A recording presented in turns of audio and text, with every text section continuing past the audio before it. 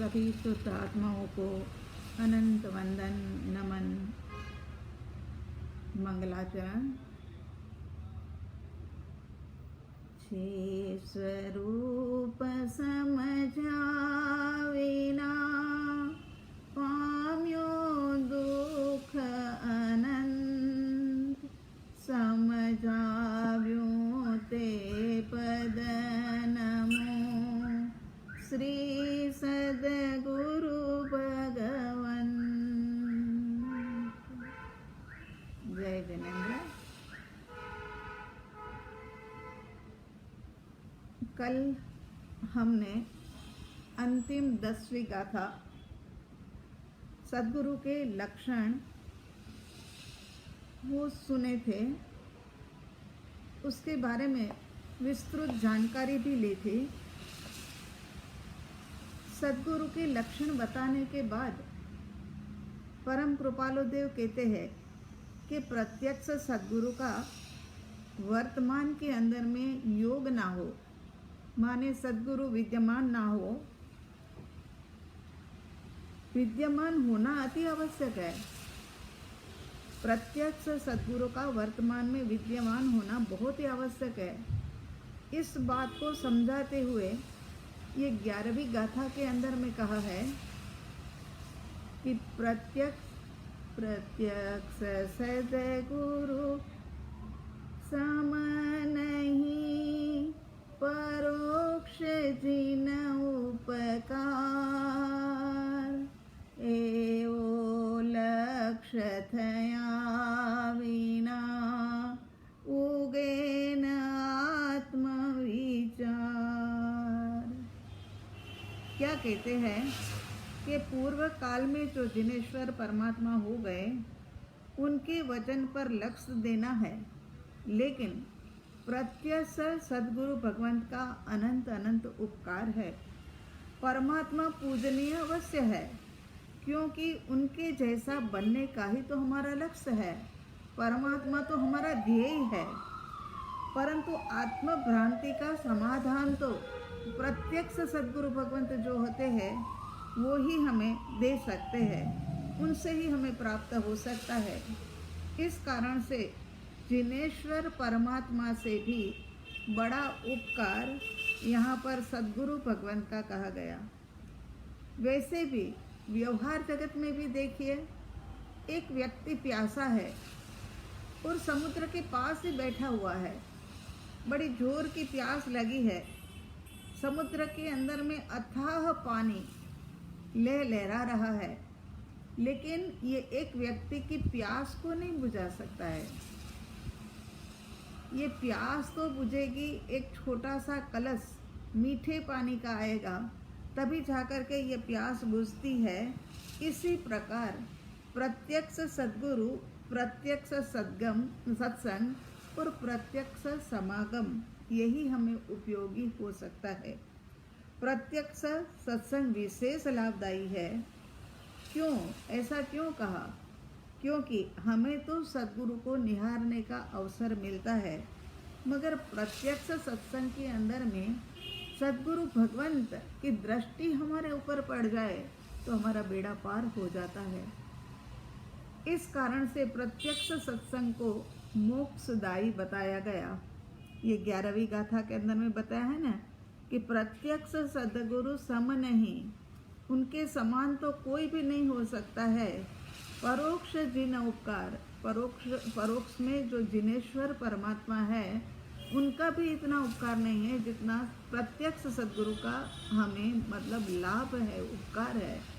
ऐसा लक्ष्य हुए बिना हमें आत्मविचार उगता नहीं है। परोक्ष से प्रत्यक्ष ज़्यादा प्रभावशाली ही होता है। परोक्ष जिनेश्वर से ज़्यादा उपकार प्रत्यक्ष का ही है। ऐसी समझ जब तक जीव को नहीं आती है, तब तक जीव का आत्म कल्याण होता नहीं है। वो आत्म कल्याण से वंचित ही रह जाता है। जो जीव परोक्ष जिन वचन माने शास्त्रों की महिमा करता रहे, लेकिन आत्म भ्रांति को छेदन भेदन तो नहीं हो सकेगा। उसमें कहीं कोई प्रश्न उठेगा तो उसका समाधान तो नहीं मिलेगा। ये साक्षात सजीवन मूर्ति जो होती है वो ही परम उपकारी है और वो ही हमें समाधान दे सकती है। हमारे प्रश्न के अंदर में, भीतर में कई प्रश्न उठते हैं, वो समय पर ये सजीवन मूर्ति जो समक्ष होती है ना, वो ही हमें हमारी शंका का समाधान करवा सकते हैं। तो यहाँ परम उपकार का लक्ष्य जीव को नहीं होता, तब तक आत्मविचार जागृत भी नहीं होता है। परम लक्ष्य का एक बार विचार करो कि बस अनंत काल से भटका, मैं बहुत भटका हूँ, अब मुझे नहीं भटकना है, बस यहाँ से अब मुझे मुक्ति की ओर आगे बढ़ना है, रास्ता मुझे मुक्ति का ही पकड़ना है। इस प्रकार का निर्णय करो तो आत्मविचार जागृत होता है, वरना आत्मविचार भी जागृत नहीं होता। सद्गुरु की महिमा नहीं आती, अखंड महिमा तब तक आत्मविचार आत्मा में परिणमित होता ही नहीं है। अखंड महिमा भीतर से आनी चाहिए। ऐसी अखंड महिमा आए कि ओह सद्गुरु के बिना मेरा कल्याण है ही नहीं और मुझे कल्याण करना है, ये बात पक्की है। सद्गुरु के प्रति का तब जाकर के एक विनय प्रकट होता है, उनके प्रति विनय प्रकट होता है और अपूर्व महात्म्य आए बिना रहता नहीं है, हो जाता है, ऐसा ही हो जाता है। ऐसे बिलखने लग जाते हैं, कभी कभी ऐसा लगता है कि सद्गुरु का योग नहीं प्राप्त हो रहा है वर्तमान काल में, तो क्या करे, कहाँ जाए, किसको बोले। इस प्रकार से तो सजीवन मूर्ति जब हमारे जीवन में आती है तभी जाकर के हमारा विनय प्रकट होता है और अपूर्व महात्म्य आए बिना रहता नहीं है, तभी सच्ची प्रीति प्रकट होती है। जिनके प्रति अपूर्व महात्म्य आए ना, उनके गुणों का, उनके ज्ञान का क्या, हाँ ये व्यक्ति कोई निराला है, अद्भुत व्यक्ति है, अलौकिक है, ऐसी समझ जब भीतर में आती है ना, तब जाकर के सच्ची प्रीति प्रकट होती है। इस गाथा हमें संदेश दे रही है कि सद्गुरु का समागम, उनके प्रति अविचल श्रद्धा से ही परमार्थ मार्ग के अंदर में प्रवेश होता है।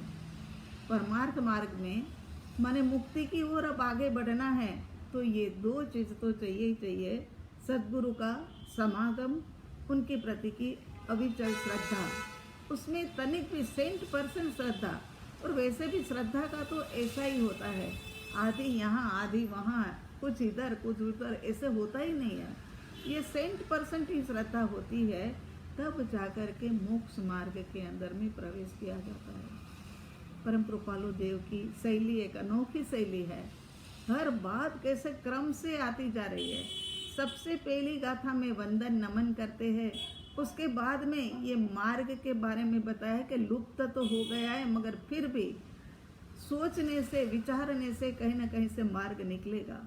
फिर शुष्क ज्ञानी जड़ क्रिया वो बारे में, फिर त्याग वैराग्य आत्मविचार उसके बारे में, फिर सद्गुरु के लक्षण, और उसके बाद अब ये बताया कि अगर सद्गुरु का लक्ष्य नहीं होगा, प्रत्यक्ष सद्गुरु नहीं होंगे, तो फिर हमारा काम बनने वाला नहीं है।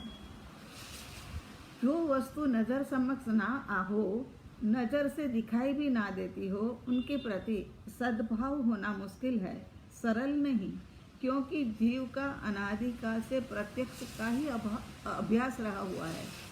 अनादिकाल से जो प्रत्यक्ष है ना, उनको सच मानता है जीव, प्रत्यक्ष को ही प्रेम कर सकता है। एक व्यवहारिक जगत में भी बेटा अमेरिका में है, बेटे के घर बेटा हुआ है, बड़ा प्यारा है, स्वस्थ है, मगर वो सामने हो और जितना मतलब प्रीति उनके लिए आती है, उनके लिए जैसा स्नेह उमड़ उमड़ करके आता है, ऐसा ये बातें करने से या ये फोटो वगैरह देख लेने से नहीं होता है। तो यहाँ कहते हैं कि स्नेह अध्यात्म जगत के अंदर में भी यही वाला नियम है कि यदि प्रत्यक्ष हो तो सब कुछ होता है, भक्ति भी होती है, सद्भाव भी होता है, सब कुछ उसके अंदर में आ जाता है।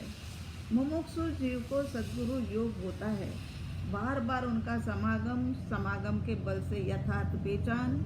मुमुक्षु जीव को, जिनको मोक्ष की इच्छा है, ऐसे जीव को खाली सुनने के लिए सुने, पढ़ने के लिए पढ़े, बोलने के लिए बोले, उनके लिए ये बात नहीं है। यहाँ तो मुमुक्षुपना प्रकट हुआ है जिस जीव के अंदर में, उनको सद्गुरु का योग होता है, बार बार उनका समागम भी होता है। समागम के बल के कारण से यथार्थ पहचान भी होती है सद्गुरु की, क्योंकि ये मुमुक्षु जीव के भीतर में जो एक अंदर में भाव उठा है ना, उस कारण से उनका समागम भी मिल रहा है। समागम के बल से यथार्थ पहचान भी हो रही है। ज्ञानी की पहचान तभी होती है जब प्रत्यक्ष समागम होता रहे, तब अतिशय उल्लास आता है और यथार्थ समझ के कारण सद्गुरु के भीतर हमें परमेश्वर बुद्धि भी जागृत होती है। परमात्मा स्वरूप ही लगते हैं, सच में ही उनके अंदर में, परमात्मा में और उनके अंदर में कोई फर्क नहीं लगता है। परमेश्वर बुद्धि आए बिना नहीं रहती है। परमेश्वर बुद्धि के कारण जीव को अत्यंत भक्ति भी आती है, अत्यंत भक्ति आती है कि इनके लिए मैं क्या करूं, क्या न करूं, मैं कैसे इनको उपयोगी हूँ, किस तरह से इनकी सेवा करूँ, किस तरह से इनकी आज्ञा के अनुसार मैं मेरा वर्तन करूँ। ये सब बातें क्योंकि सद्गुरु के अंदर में परमेश्वर बुद्धि आई है। अब तो भक्ति के परिणाम के कारण से ये जो परमेश्वर बुद्धि आई ना, इस कारण से सबसे बड़ी घटना क्या घटती है कि दर्शन मोहनीय कर्म जो है ना वो टूटता है। जैसे जैसे वो टूटता है, जैसे जैसे दर्शन मोहनीय कर्म टूटता है, वैसे वैसे ज्ञान के अंदर में निर्मलता आती है। और ज्ञान में जैसे जैसे निर्मलता आ जाती है, वैसे वैसे शुद्ध स्वरूप की निर्मलता बढ़ती जाती है। ज्ञान के अंदर में निर्मलता बढ़ती जाती है और जैसे जैसे ज्ञान निर्मल होता जाता है, वैसे वैसे उपयोग शुद्ध होता है। आप कहोगे कि ये कहाँ कहाँ की बातें, मतलब कितनी एक दूसरे के साथ में कनेक्ट है, देखो, है ना। भक्ति के कारण से दर्शन मोह टूटता है, दर्शन मोह के टूटने के कारण से निर्मलता आती है और ज्ञान जो निर्मल हो जाता है, वो निर्मल ज्ञान के अंदर में शुद्ध स्वरूप प्रतिभासित होता है। इस प्रकार ज्ञानी पुरुष और परमात्मा में फर्क है ही नहीं। और अंतर माने कि फर्क माने कोई भी सत्पुरुष में और ज्ञानी पुरुष के, सत्पुरुष और परमेश्वर के अंदर में अगर फर्क मानता है तो उनके लिए मोक्ष मार्ग मिलना बहुत ज़्यादा दुष्कर है। आगे की गाथा के अंदर में सद्गुरु का महात्म्य बताकर, 11वीं गाथा समझ आ गई है ना। 11वीं गाथा के अंदर में प्रत्यक्ष सद्गुरु सम नहीं, परोक्ष जिन उपकार, परोक्ष जिन उपकार, जिनेश्वर परमात्मा का परोक्ष उपकार जो है ना, वो भी उनकी तुलना में ये सद्गुरु जो है ना वो अधिक है। सद्गुरु सम कोई नहीं है। तो यहाँ पर ऐसा लक्ष्य माने ऐसा ध्यान आए बिना हमें आत्मविचार उगता, माने आत्मविचार जागृत नहीं होता है, आत्मा का विचार। अब इसके बाद में क्या कहते हैं 12वीं गाथा के अंदर में सद्गुरु का महात्म्य बताकर विशेष उपकारीपना किस प्रकार से है। कृपालु देव बताते हैं कि सद्गुरु के उपदेश के बिना जिनेश्वर परमात्मा का स्वरूप समझ में आता ही नहीं, और स्वरूप समझे बिना लाभ भी क्या होता है और उपकार भी क्या होता है। दोनों एक दूसरे से कनेक्टेड है ना। सद्गुरु के बिना जिनेश्वर परमात्मा की जान पहचान भी नहीं होती है। तो अब ये 12वीं गाथा लेते हैं।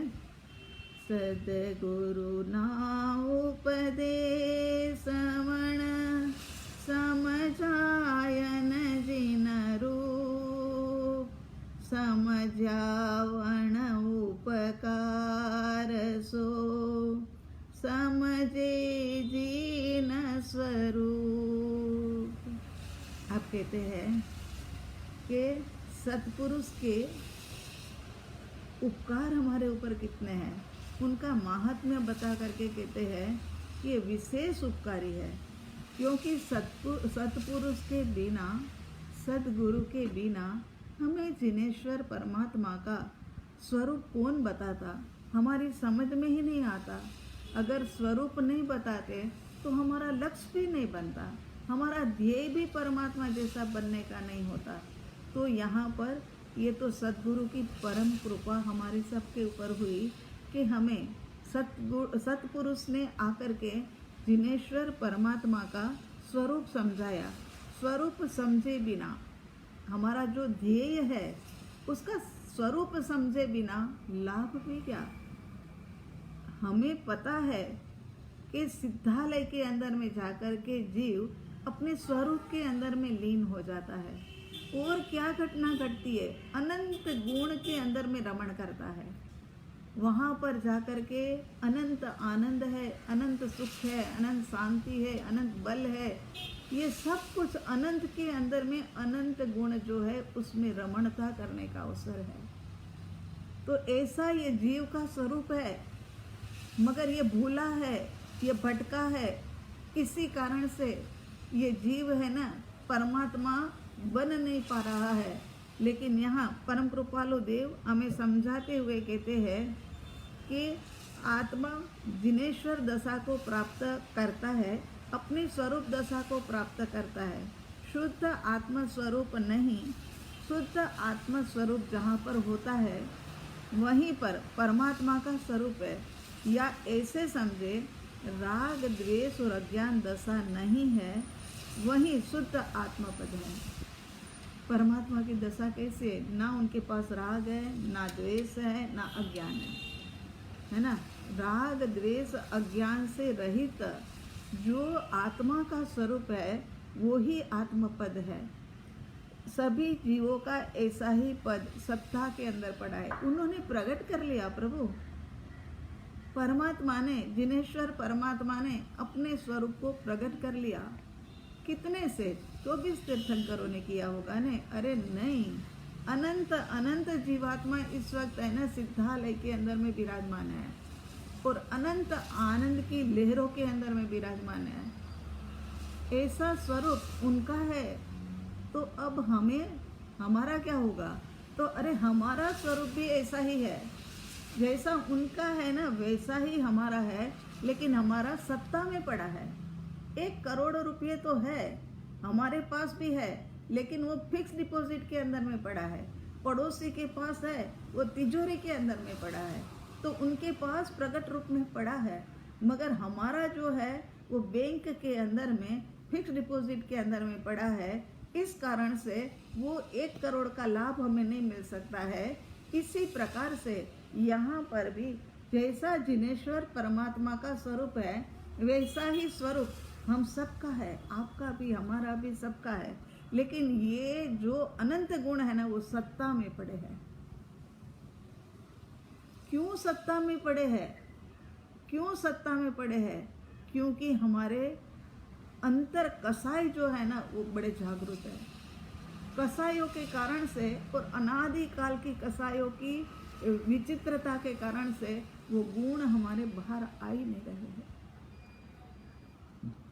तो अब ये बताइए कि जिनेश्वर परमात्मा है कौन? तो हम सबकी तरह अनंत काल से परिभ्रमण करते हुए राग द्वेष और अज्ञान रूपी शत्रु को जिसने टाला है या शत्रु को जिसने जीता है, और जो जीव परम ऐश्वर्य पद के ऊपर स्थापित हो गया है वही जिनेश्वर परमात्मा है, वही भगवान है, वही परमात्मा है। और ऐसा ही स्वरूप निज आत्मा का है। आत्मा के स्वरूप में कहीं कोई अंतर नहीं है कि उन आत्मा के पास उनके आत्मा का स्वरूप पता नहीं कुछ निराला ही होगा, अलौकिक अद्भुत ही होगा, ताकि उनको तो देखो मोक्ष मिल गया, मगर हमारी आत्मा में अभी कमी है। हमारा आत्मा जरा ठीक हो जाएगा ना उसके बाद मिलेगा। अरे नहीं नहीं, ऐसा नहीं है। हमारा आत्मा भी जिनेश्वर परमात्मा जैसा ही है, उनके में और हमारे में फर्क नहीं है। फर्क कहाँ आया कि वो निरावरण हो गए हैं और हमारी आत्मा कर्मों के आवरण से युक्त है। उन्होंने कर्मों के आवरण से निरावरण हो गए और हमारे जो कर्म है वो अभी भी मतलब हमारी आत्मा के ऊपर आवरण रूप में लगे हुए हैं। जीव की वर्तमान अवस्था और जिनेश्वर भगवान की दशा, दोनों में अवस्था रूप में कोई फर्क नहीं है। अवस्था रूप के अंदर में कोई, सत्ता रूप में देखा जाए तो कोई अंतर नहीं है। मूल स्वभाव रूप कोई भेद नहीं है। आत्मा के त्रिकाली ज्ञायक स्वभाव सन्मुख होकर आत्मा के शुद्ध स्वरूप की और स्थिर दृष्टि करने से सम्यक दर्शन प्रकट होता है। अब कैसा कहते कि ऐसी शुद्ध दशा हमें भी प्राप्त करनी है। जैसी परमात्मा की दशा है ऐसी ही शुद्ध दशा हमें भी प्राप्त करनी है। वो अनंत अनंत काल तक अनंत आनंद, अनंत सुख, अनंत शांति में विराजमान रहने वाले हैं, तो हमें भी ऐसी ही दशा चाहिए। ये अनंत काल के दुख से तो परेशान हो गए हैं। जन्म और मरण का दुख तो सामने ही है ना। कोई जन्म लेता है तो इतनी मुश्किल, मृत्यु पाता है तो इतनी मुश्किल।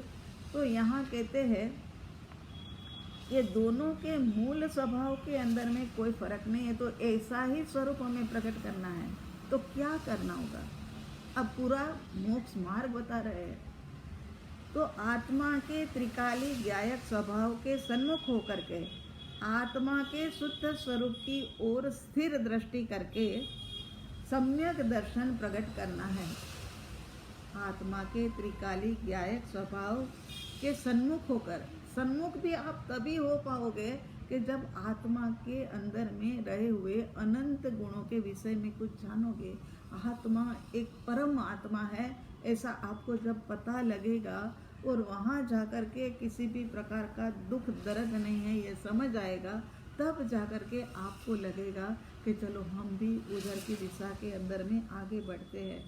और जब सम्यक दर्शन प्रकटता है तो क्या होता है? अतीन्द्रिय आनंद प्रकट होता है। उसका आनंद, उसका लाभ अनंत गुना है। जब हमें भीतर के अंदर में सम्यक दर्शन प्रकटता है तब कोई इंद्रिया काम में नहीं आती है। भोजन बनाने के अंदर में इंद्रियों का काम, नहाने धोने में इंद्रियों का काम, बोलने सुनने में भी इंद्रियों का काम। लेकिन सम्यक दर्शन जब होता है तब कोई इंद्रिय उसमें इन्वॉल्व नहीं होती है। अतीन्द्रिय आनंद, कोई भी इंद्रिय नहीं, और अतीन्द्रिय आनंद का लाभ होता है। हमारी तुम्हारी माने संसारी अवस्था में भी परमात्मा होने की शक्ति विद्यमान पड़ी हुई है, लेकिन हमारा पुरुषार्थ थोड़ा है। पंचम काल के अंदर में मोक्ष मार्ग बहुलोक क्यों कहा? कि पता है भगवान को कि ये पंचम काल वाले जीव जो है ना वो मोक्ष मार्ग के लिए पुरुषार्थ नहीं कर पाएंगे। एक सम्यक दर्शन प्राप्त कर लेवे तो भी बहुत है, और पंचम काल में सम्यक दर्शन तो है ही है। सम्यक दर्शन के मैं शुद्ध आत्मा हूँ, उनकी अनुभूति का होना, ये सम्यक दर्शन। इस गाथा के अंदर में आपने देखा, घर पर पढ़ी होगी ना, हम रोज कहते हैं कि भाई घर जा कर के पढ़ लेना। तो इस गाथा में 2 बार वर्ण आया है ना। वर्ण माने वीणा, वर्ण माने वीणा, इसके अंदर में आया 2 बार। सदगुरु ना उपदेश वर्ण, सदगुरु के उपदेश के बिना जिनेश्वर परमात्मा का स्वरूप समझ में नहीं आता है। और जब समझ ही ना आए कि भगवान कैसे है, जिनेश्वर परमात्मा कैसे है, तब तक तो हम पुरुषार्थ भी क्यों करें? पता लगे कि अमेरिका एक देश है और वहाँ जाने से बहुत अच्छा रहता है और वहाँ की हवा वगैरह बहुत अच्छी है और वहाँ की विशेषता वो हमें पता लगे, तब तो जाने का पुरुषार्थ करें। यहाँ पता चले कि मोक्ष के अंदर में अनंत अनंत सुख, अनंत अनंत आनंद, उसी के अनंत अनंत गुणों के अंदर में जीव विद्यमान विराजमान हो जाता है। कितने समय के लिए? 2-4 समय के लिए, 5-10 साल के लिए नहीं, अनंत काल तक अब उसी के अंदर में जीव रहने वाला है। तो यहाँ कहते हैं कि सदगुरु के उपदेश के बिना हमें ये जिनेश्वर का स्वरूप नहीं समझ आता है। और जब तक हम समझे नहीं तब तक हम हमारा एम क्यों बनाए, हम हमारा लक्ष्य क्यों बनाए? हमें पता ही नहीं कि फलान फलान देश है तो हम वहाँ जाने की कैसे सोच सकते हैं? तो समझ्या वर्ण उपकार सो, समझे बिना का उपकार भी क्या, मतलब लाभ भी क्या। समझिए जीन स्वरूप, लाभ तो हमें तभी हो सकता है कि जब हम जिनेश्वर परमात्मा का स्वरूप समझे। तो यहाँ 2 बार उन्होंने दिया है, ये इनकी एक अपूर्व शैली। इसके बाद में 13 नंबर की गाथा, परम कृपालु देव ने 11 और 12 नंबर की गाथा में स्पष्टपणे समझाया कि आत्म स्वरूप प्राप्त करने के लिए प्रत्यक्ष सद्गुरु वही सर्वोत्तम साधन है।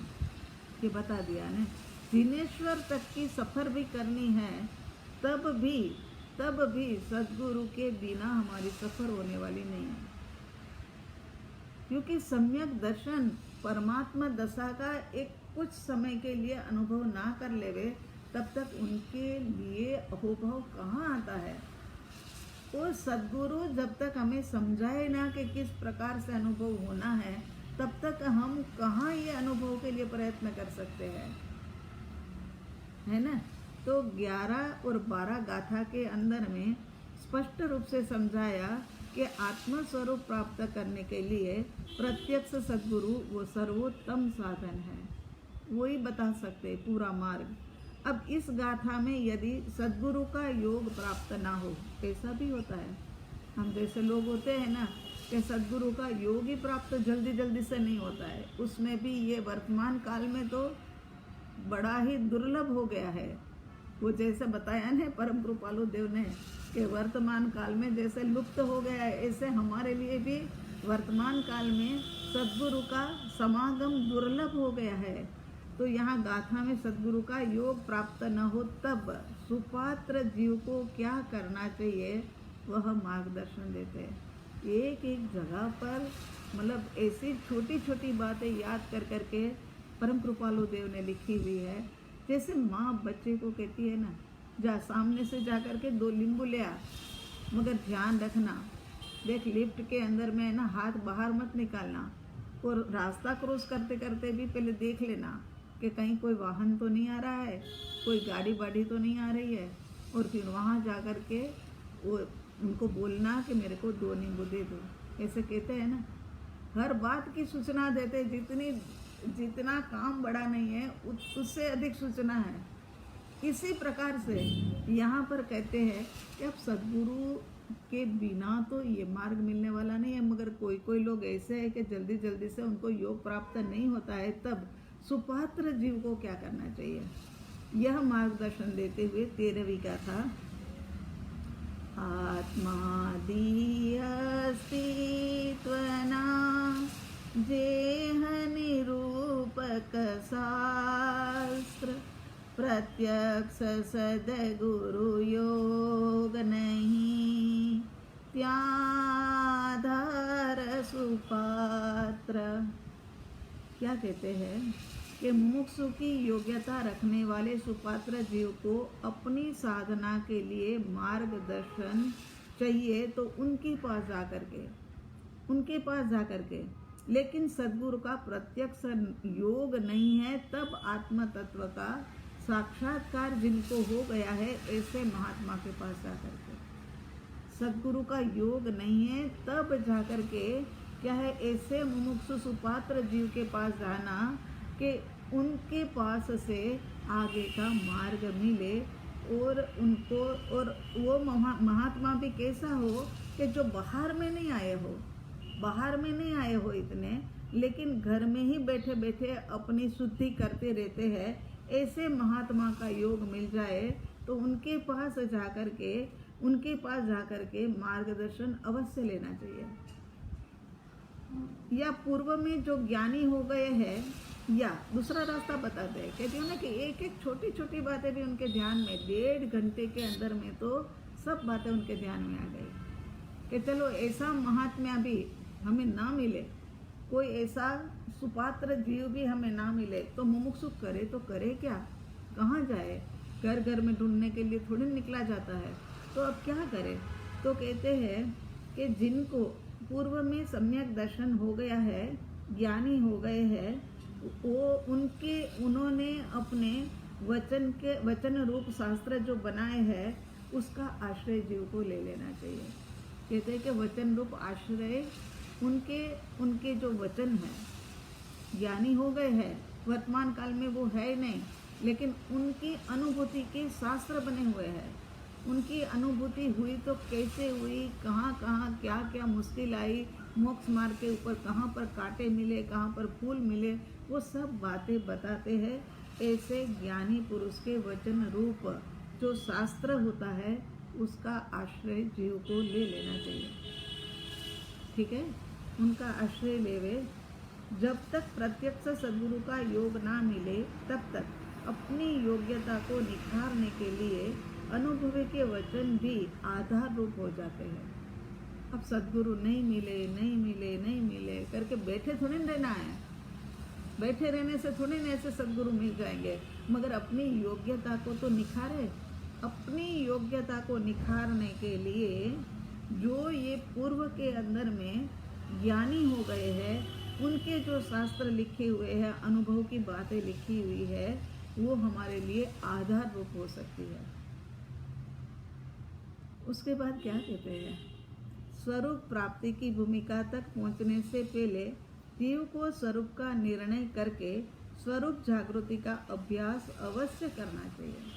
माने कहते हैं कि स्वरूप प्राप्ति की भूमिका तक पहुंचने से पहले, अभी पहुंचा नहीं है, स्वरूप प्राप्ति की भूमिका तक पहुंचा नहीं है, वो जीव को स्वरूप का निर्णय करके एक बार निर्णय कर तो करे कि हाँ भाई, इधर उधर से आवाज आ रही है कि हे जीव, तू शुद्ध आत्मा है, तू परमात्मा स्वरूप है। ऐसा जो सुना है, उसके आधार के ऊपर एक बार स्वरूप का निर्णय तो करे कि हाँ, मैं आत्मा हूँ, मैं परमात्मा स्वरूप हूँ, मैं भगवान आत्मा हूँ, ऐसा निर्णय तो करे। स्वरूप जागृति का अभ्यास आवश्यक है। जागृति में वैराग्य, उपशम आदि गुणों से युक्त सुपात्रता की अपेक्षा रहती है। इसके अंदर में क्या है कि अपनी योग्यता को निखारने के अंदर में ये तप है, त्याग है, ज्ञान है, ध्यान है, वैराग्य है, उपशम है, आदि सब कुछ चाहिए। सुपात्र जीव को आत्मा का लक्ष्य होने से संसार की भावना कम होती जाती है, क्योंकि वो सुपात्र है ना, तो उनको क्या होता है कि संसार की भावना, अब संसार में उनको रुचि नहीं आती है। संसार के अंदर में रहते तो है, रहना तो पड़ेगा ही, जब तक मुक्ति ना हो तब तक संसार ही तो है ना, तो वो तो रहना ही पड़ेगा। लेकिन उनकी रुचि नहीं है, उनकी भावना नहीं है संसार में।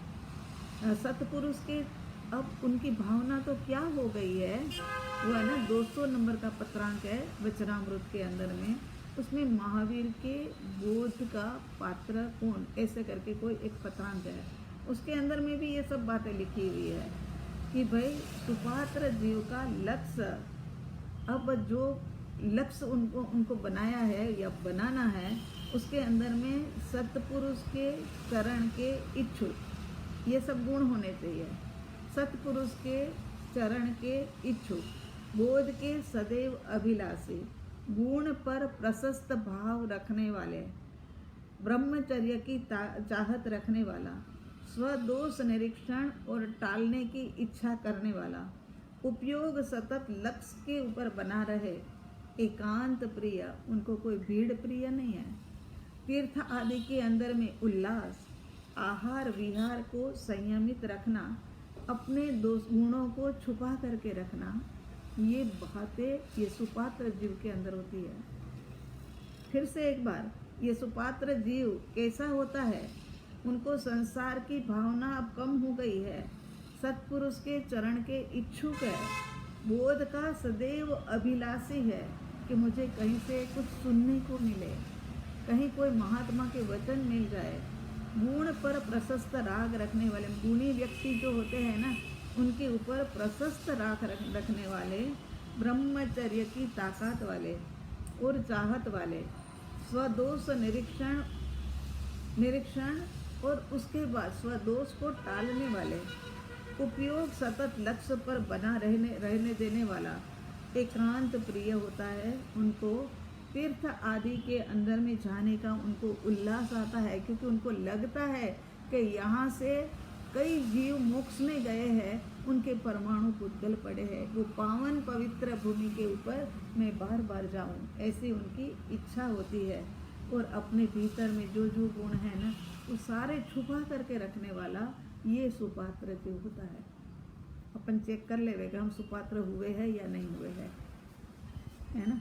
इसी कारण से 2 बार पढ़ा हमने। सुशास्त्र किसे कहते हैं? जो शास्त्र मोक्ष मार्ग का प्रकाश करे वही शास्त्र पढ़ने और सुनने योग्य है। शास्त्र तो बहुत है, लेकिन मोक्ष मार्ग के वेद खुलने वाले, मोक्ष मार्ग का जो शास्त्र तो बहुत सारे हैं, लेकिन मोक्ष मार्ग के वेद खोलने वाले, आत्म उन्नति का लाभ कराने वाला, चित्त को सांसारिक भावों से संकल्प विकल्प से मुक्त कराने वाला, जड़ चेतन की समझ देने वाला शास्त्र हो, वही हम मुमुक्षुओं को उपयोगी हो सकता है।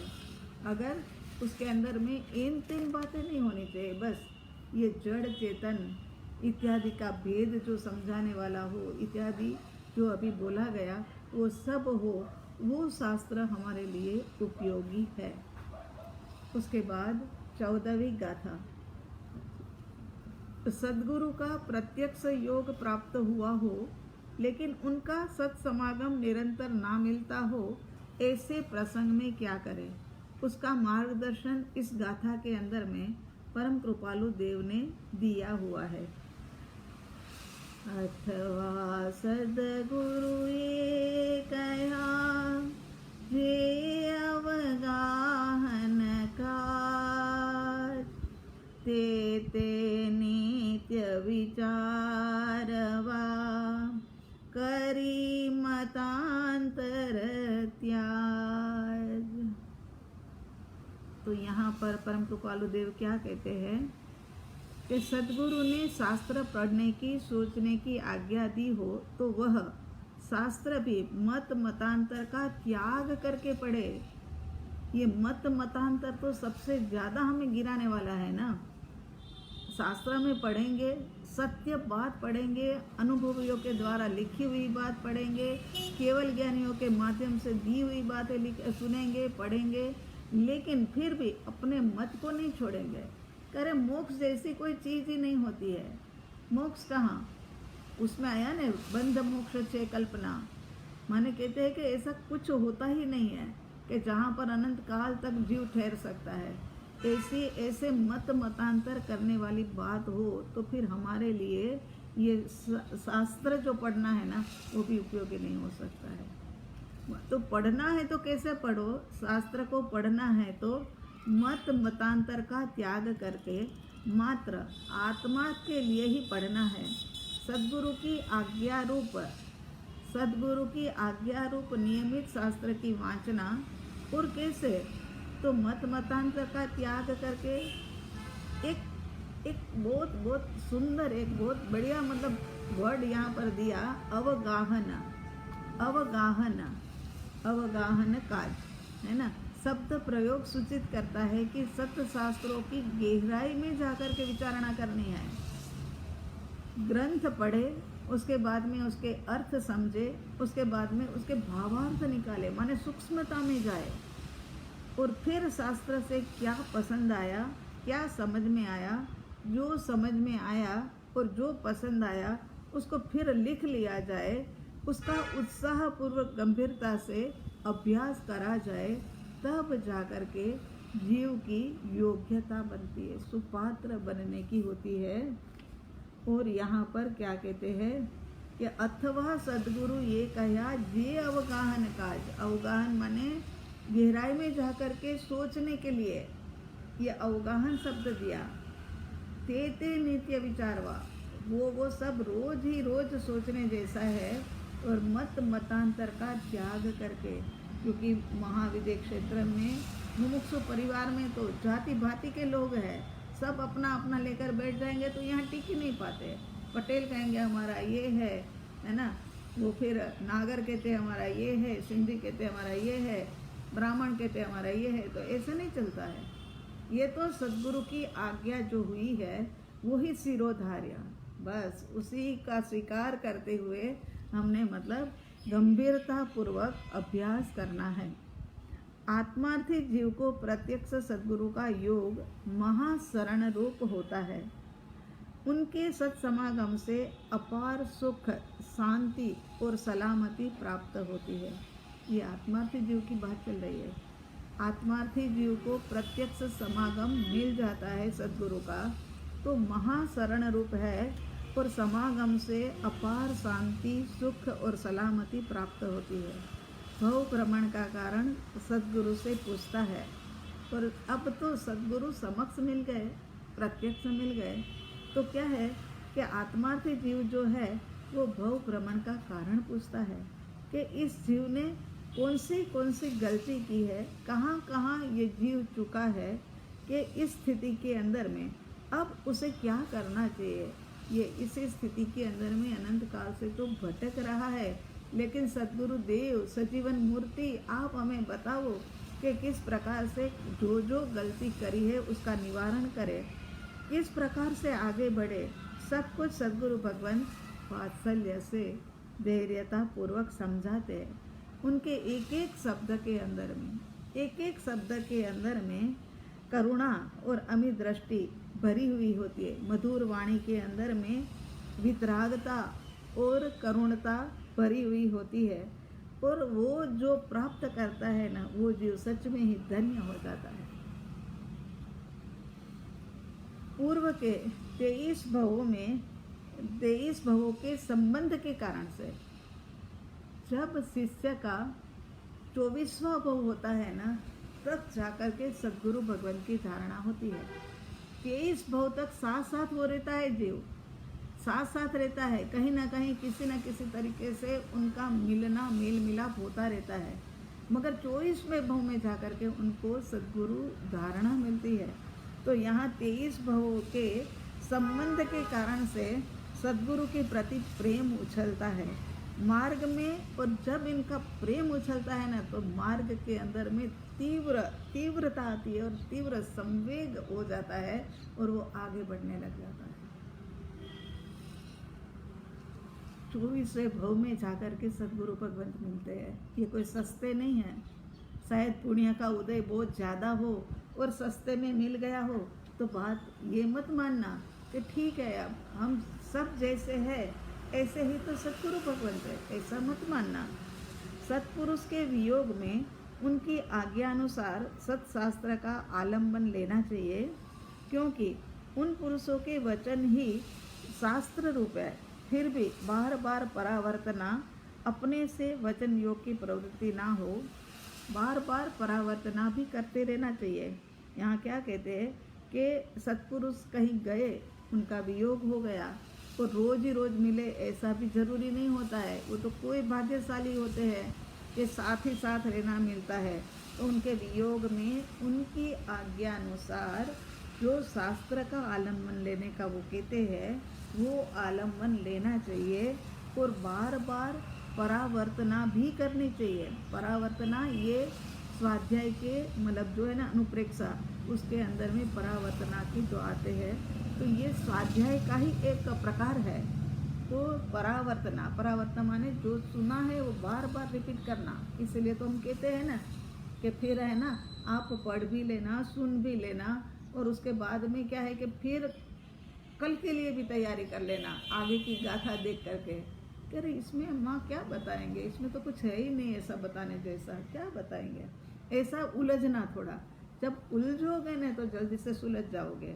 तो परावर्तना अपने से वचन योग की प्रवृत्ति ना हो, इसीलिए निरंतर समागम का योग ना हो, इसीलिए वचन स्मरण में ना रहे, इसीलिए और कुछ गहरे भावों के स्वरूप को जानने के लिए परावर्तना आवश्यक है।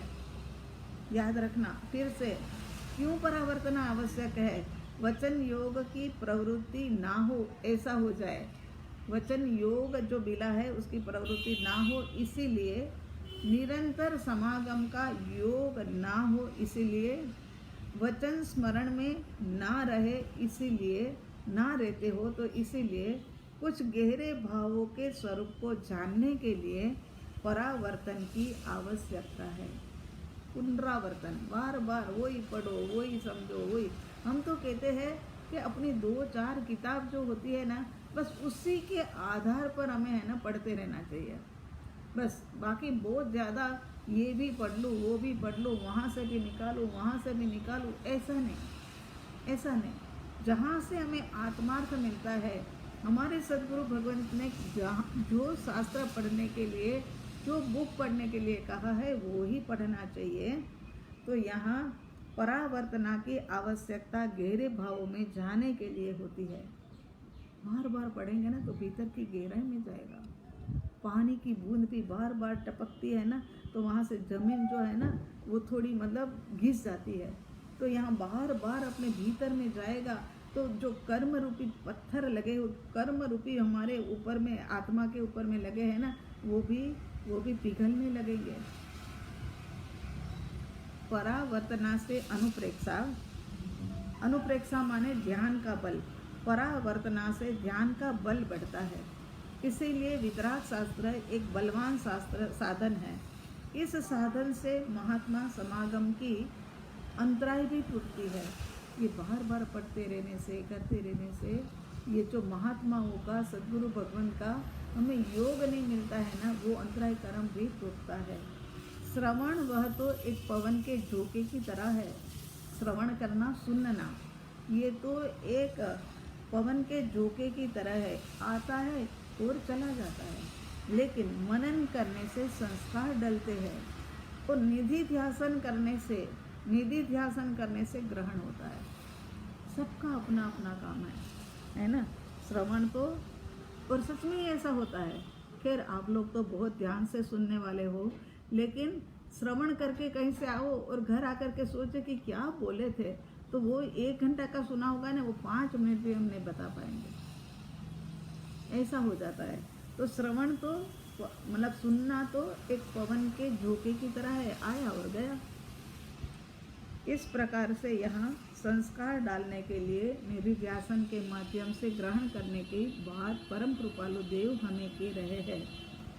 अब चलते आगे 15 नंबर की गाथा। इस गाथा में परम कृपालु देव ने बताया है कि मोक्ष मार्ग प्रत्यक्ष सद्गुरु के अधीन है। जीव का कल्याण ज्ञानी पुरुष की आज्ञानुसार वर्तन करना, ताकि जीव का स्वच्छंद आदि दोष सुगमपने नष्ट हो जाए। 3 गाथा अब स्वच्छंद की आएगी, 15, 16, 17। आपके पेपर में भी ये प्रश्न आया हुआ है, इसलिए ध्यान रख लेना। ये 3 गाथा का स्वच्छंद की।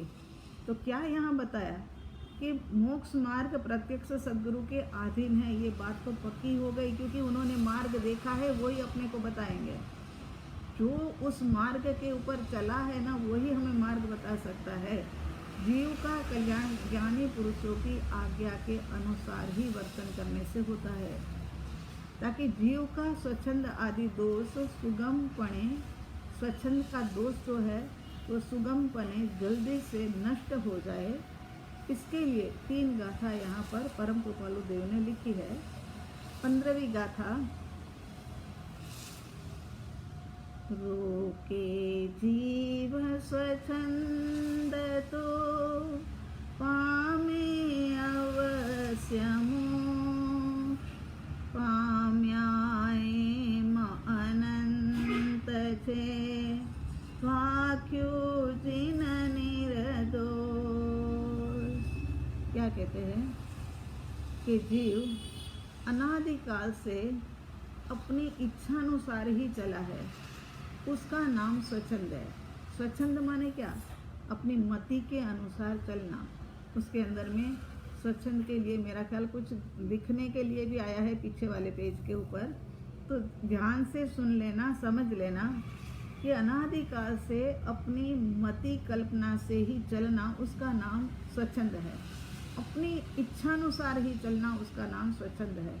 यदि जीव स्वच्छंद को रोके तो जीव का अवश्य मोक्ष हो जाए।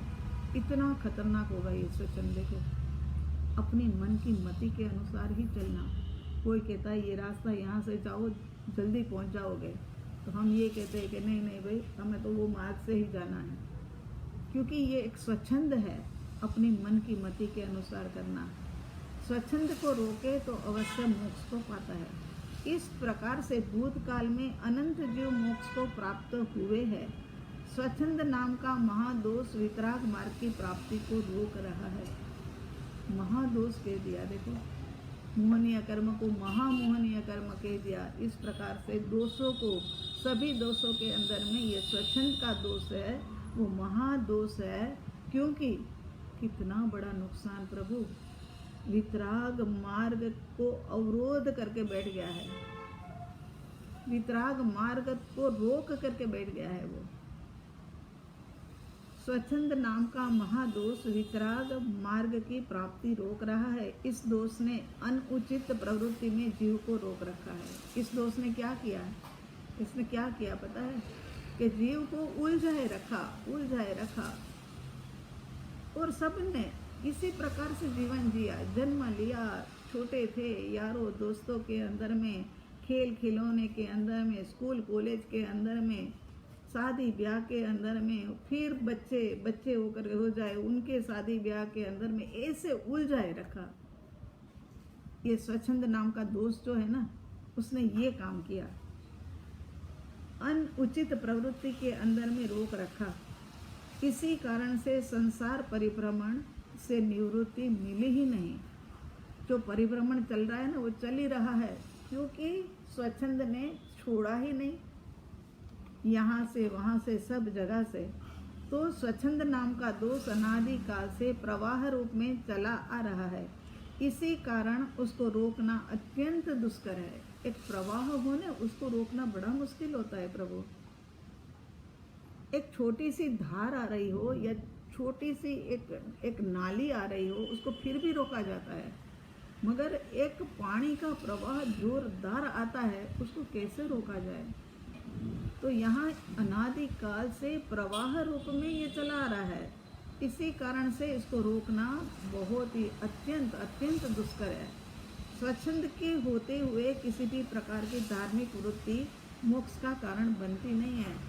चाहे फिर वो मांस खमन का पारणा कर लेवे, उसके पारने में अठाई कर लेवे, उसके पारने में वर्षे तप शुरू कर लेवे, चाहे सामायिक कर लेवे, चाहे प्रतिक्रमण कर लेवे, सब कुछ कर लेवे, लेकिन जब तक स्वच्छंद नहीं जाता है ना, तब तक धार्मिक वृत्ति जो होती है ना, वो मोक्ष का कारण नहीं बनती है।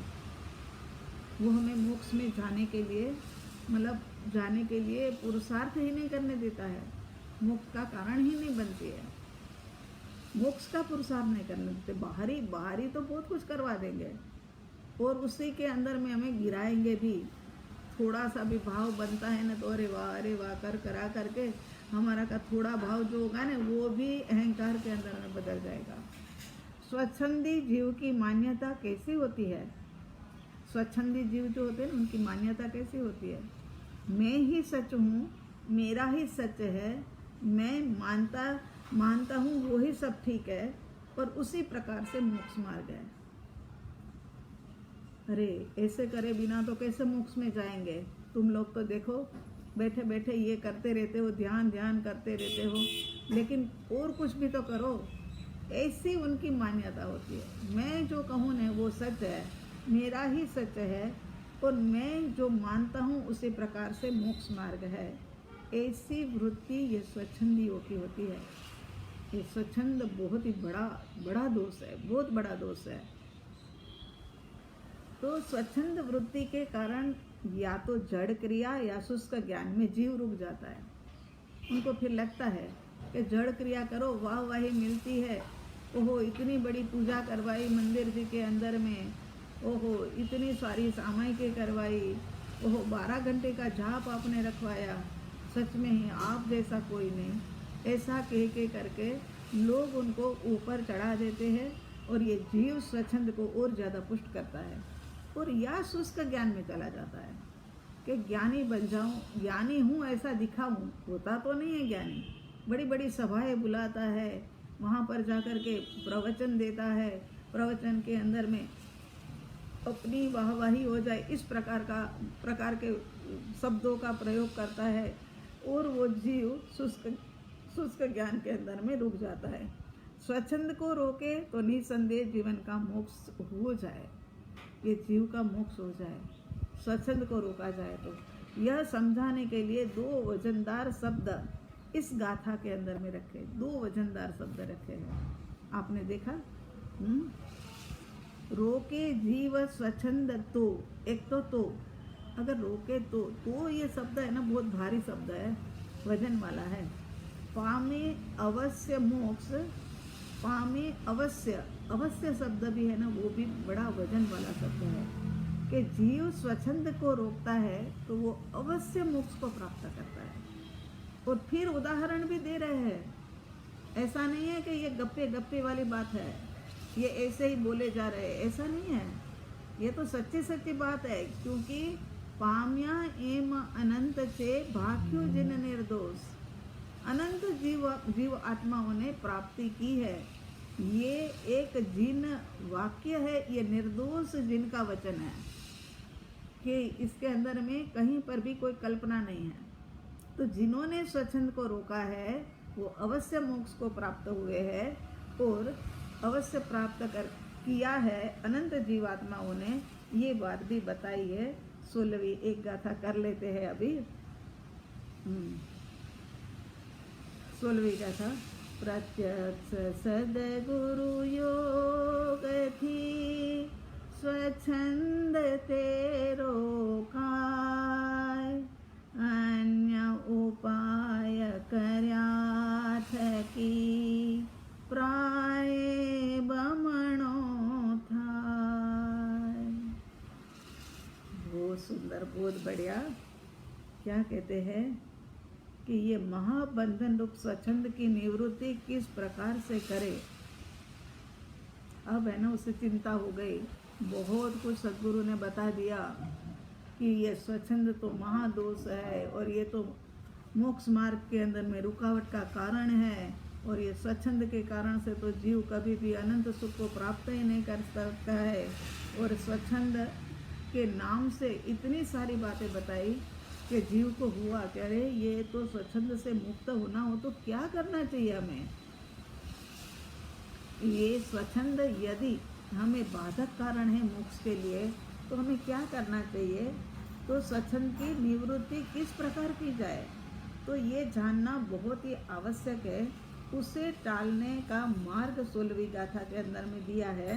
स्वच्छंद निरोध का अमोघ उपाय बताते हुए परम कृपालु देव कहते हैं कि जीव यदि प्रत्यक्ष ज्ञानी पुरुष के आश्रय से वर्तन करता है, माने उनके आज्ञानुसार जीता है, तो स्वच्छंद रूपी महादोष सुगमता से विलय को पाता है। तो वो विलय को सुगमता से पाता है। और अगर ऐसा नहीं करता है, अपनी मति कल्पना के माध्यम से ही वो उपाय करना चाहता है, तो फिर ऐसे मति कल्पना के माध्यम से इसका नाश करने के बजाय वो कई गुना बढ़ जाता है। प्राय बमण होता है, माने कई गुना डबल हो जाता है। अनेक उपाय करे तब भी स्वरूप का नाश नहीं हो सकता, स्वच्छंद का नाश नहीं हो सकता, बल्कि वो डबल ही होता जाता है। ये वाली गाथा में ये बात बताई है कि ये डबल होता जाता है। उसके बाद 17वीं गाथा जो है वह भी स्वच्छंद के लिए है। एक बार ये गाथा भी कर लेते हैं क्योंकि आपके प्रश्न के अंदर में ये है, क्योंकि स्वच्छंद की काफ़ी कुछ बातें तो पहली ऊपर की 2 गाथा में आ गई है। अब 17वीं गाथा जो है वो भी इसी के लिए है। स्वच्छंद मत आग्रह तजी, वरते सदगुरु लक्ष्य, समकित तेने भाखियु, कारण गणी प्रत्यक्ष। क्या कहते हैं परम कृपालु देव, प्रत्यक्ष ज्ञानी पुरुष के आश्रय से सर्व दोषों का समूह माने स्वच्छंद जो है उससे भी निवृत्ति हो सकती है और सम्यक दर्शन भी प्राप्त हो सकता है। इस बात को बताते हैं कि स्वच्छंद मत आग्रह, स्वच्छंद और स्वयं के मत आग्रह का त्याग करके जो सद्गुरु के बताए मार्ग पर चलता है वो प्रत्यक्ष कारण को वितराग भगवान ने समझा है। ओहो, ये तो 2 में तो चिंता में डाल दिया, तीसरे के अंदर में राहत दे दी, है ना। कि भाई अपने स्वच्छंद को टाल करके स्वयं के ऊपर थोड़ा कंट्रोल करके अपने मत आग्रह का त्याग करके सद्गुरु भगवान जो बताते हैं वो मार्ग के ऊपर चलोगे तो प्रत्यक्ष कारण समान वितराग भगवान ने इनको संकित कहा है। कैसे, अब बताते हैं आगे। सद्गुरु भगवान की ओर उनके द्वारा शुद्धात्मा की श्रद्धा का होना, ये व्यवहार संकेत है। ये यहाँ पर व्यवहार संकेत की बात करी है। संकेत 2 प्रकार का है। संकेत माने शुद्ध आत्मा की अनुभूति होना, अनुभव होना, उसको कहते हैं। एक तो व्यवहार संकेत है। व्यवहार संकेत जो है ना वो कैसे होता है, तो कहते हैं स्वच्छंद को टाल करके अपने शुद्ध आत्मा की श्रद्धा, सद्गुरु भगवान की और अपने शुद्ध आत्मा की श्रद्धा होना, ये व्यवहार संकेत है। विषय कसाय और विकल्पों के अभाव से शुद्धात्मा की अनुभूति होना निश्चय संकेत है। ये व्यवहार संकेत क्या है? सद्गुरु भगवान के प्रति की दृढ़ श्रद्धा और शुद्धात्मा की दृढ़ श्रद्धा, ये व्यवहार, चाहे अनुभव नहीं हुआ है, अभी देखा नहीं है, अभी उनका दर्शन हुआ नहीं है, लेकिन आत्मा का दर्शन हुआ नहीं है, लेकिन फिर भी इसको व्यवहार संकेत किया है, तो अब दर्शन हो जाएगा, उसको क्या कहेंगे? तो कहते हैं कि इसको निश्चय संकेत कहेंगे। वो समय पर घटना क्या घटेगी? विषय कसाय और विकल्पों का अभाव हो जाएगा, बिल्कुल निर्विकल्प अवस्था। ये कसायों के कारण से तो बहुभ्रमण है, अभी आगे भी बात आएगी ये कसायों की। तो विषय कसाय और विकल्पों के अभाव से शुद्धात्मा की अनुभूति होती है, उसको निश्चय संकेत कहते हैं। व्यवहार संकेत और निश्चय संकेत, ये दोनों की बात आ गई। जब आत्मा का अनुभव होता है तब व्यवहार संकेत अवश्य उपस्थित होता है वो समय पर। ये नहीं है कि आत्मा का अनुभव हुआ तो अब व्यवहार संकेत माने सद्गुरु भगवान के प्रति का अहोभाव, उनके प्रति की श्रद्धा और शुद्ध आत्मा के प्रति की श्रद्धा छूट गई, ऐसा नहीं होता है, और ज़्यादा बलवत्तर हो जाती है।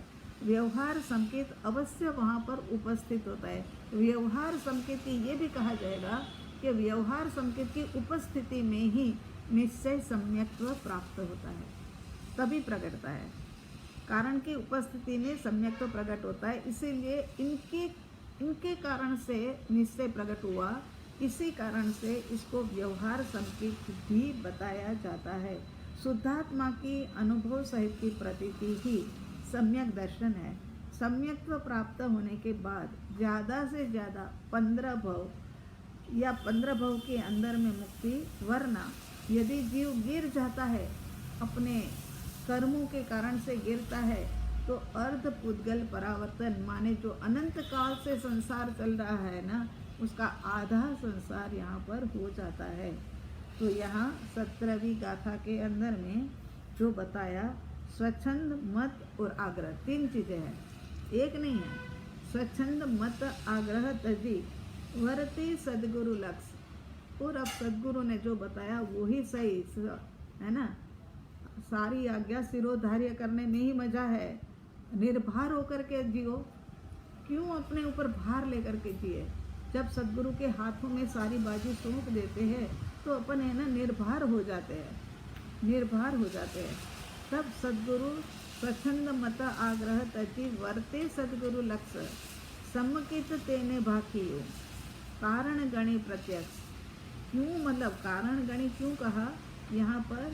ये स्वच्छंद भी गया और सदगुरु के प्रति का अहोभाव भी प्रकट हुआ, शुद्धात्मा की श्रद्धा भी हुई, और इस कारण से ये व्यवहार संकेत था। लेकिन ये दोनों के बल के कारण से निश्चय सम्यक्त्व माने अनुभव, जैसा आत्मा है ना ऐसा ही उनका दर्शन होना, ये बहुत बहुत बड़ी बात है।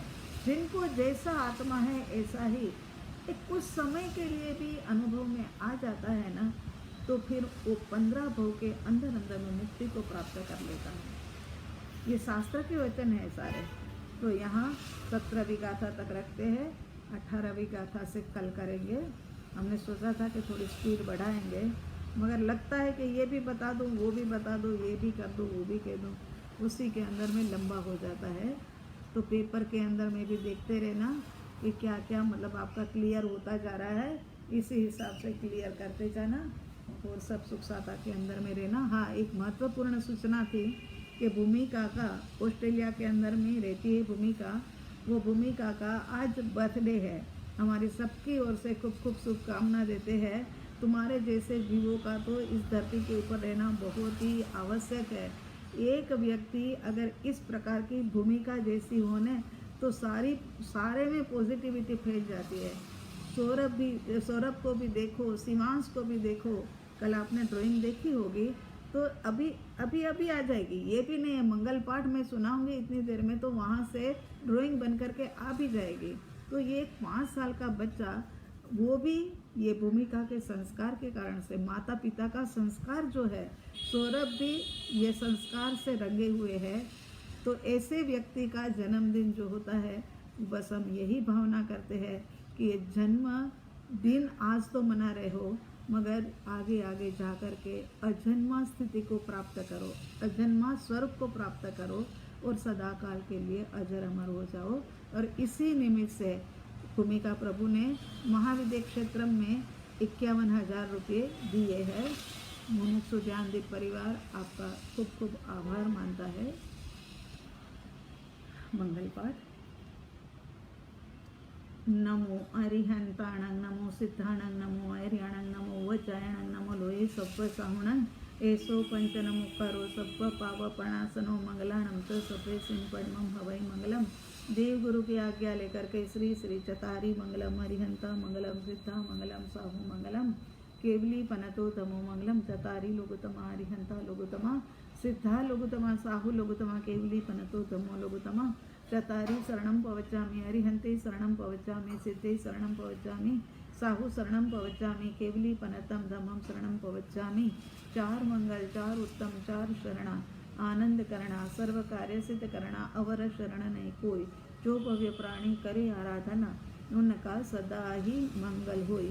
सर्व मंगल मांगल्यम, सर्व कल्याण कारणम, प्रधानम सर्व धर्मानां, जैनम जयति शासनम, जैनम जयति शासनम। शांति शांति शांति। सबका मंगल हो, सबका कल्याण हो, सबको शांति मिले और सबका भला हो, यही अंतर हृदय की प्रार्थना के साथ समापन करते हैं। ओम शांति।